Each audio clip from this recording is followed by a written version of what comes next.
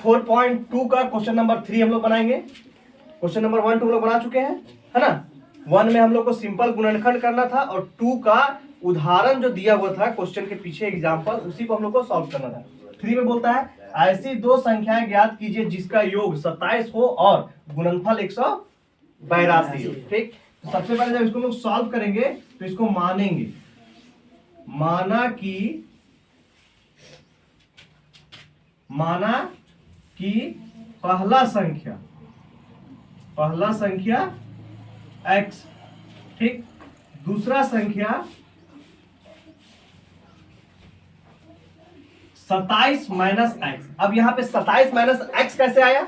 तो देखिए यहाँ पे जब हम लोग कुल यहाँ पे दोनों का योग यानी पहला संख्या और दूसरा संख्या का योग हम लोगों को दिया हुआ कितना 27, ठीक, तो उसमें एक मेरा पहला संख्या x हमको पता चल गया, पहला संख्या x पता चल गया, तो दूसरा संख्या कितना होगा 27 में हम x घटा देंगे तो दूसरा संख्या प्राप्त होगा दूसरा संख्या, तो वही यहाँ पे हो गया दूसरा संख्या। अब करेंगे हम लोग प्रश्न से लास्ट में क्या बोलता है, दोनों का गुणनफल, दोनों संख्या का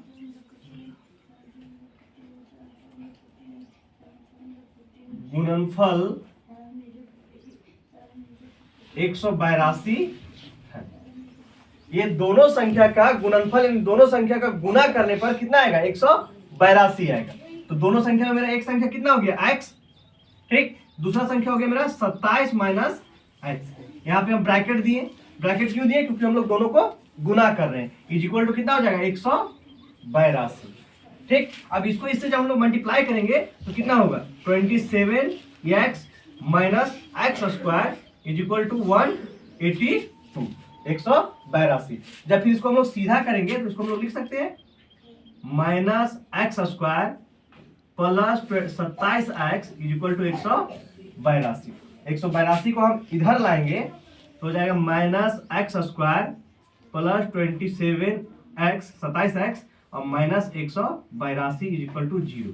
अब यहाँ पे सामने मेरा माइनस आ गया, तो ये माइनस जब यहाँ पे सामने रहेगा तो ऐसे भी हम लोग गुणनखंड कर सकते हैं, लेकिन थोड़ा सा टफ होता है। तो इस माइनस को हटाने के लिए हम लोग जो साइन होता है, चिन्ह होता है, उसको हम लोग कॉमन ले लेंगे। तो जब माइनस को हम कॉमन लेंगे तो ये प्लस हो जाएगा एक्स स्क्वायर और ये हो जाएगा माइनस 27x और ये हो जाएगा प्लस 182 इज इक्वल टू 0।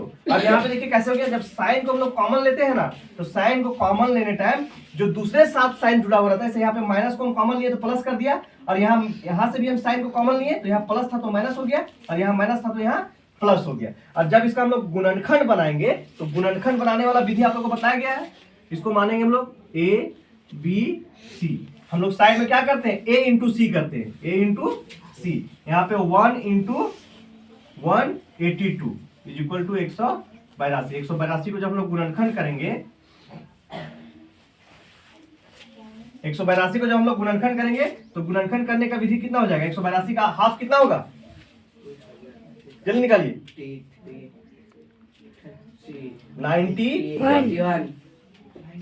91 होगा, ठीक। 91 किससे जाएगा, 91 किससे जाएगा 7 से जाएगा,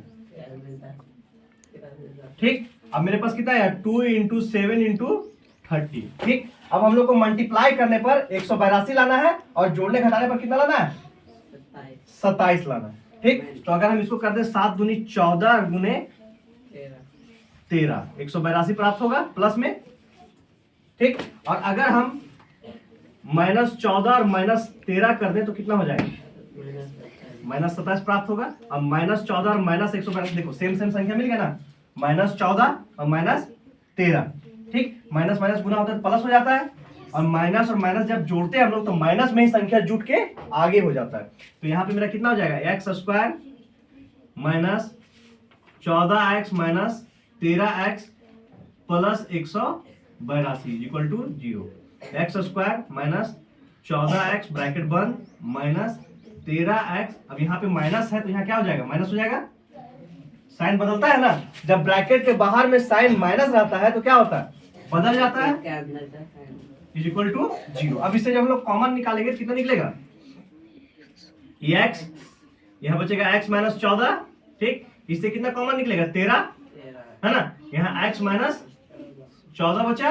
अब ये वाला उठा के यहाँ ले जाते हैं, तो देखिए ये x माइनस 13, ठीक, और ये दोनों x माइनस 14, x माइनस 14 के बदले में एक तो लिखेंगे x माइनस 14, ठीक, इज इक्वल टू 0।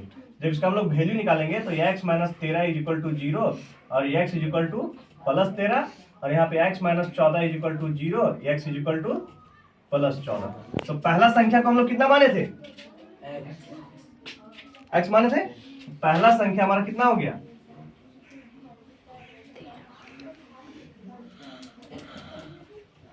13, और दूसरा संख्या कितना हो गया 14। अब क्वेश्चन हमारा क्या बोला था कि दोनों संख्याओं का योग कितना है 27। अगर इन लोग दोनों को हम योग करेंगे, जोड़ेंगे तो 27 प्राप्त होगा, और इन लोग दोनों को जब हम मल्टीप्लाई करेंगे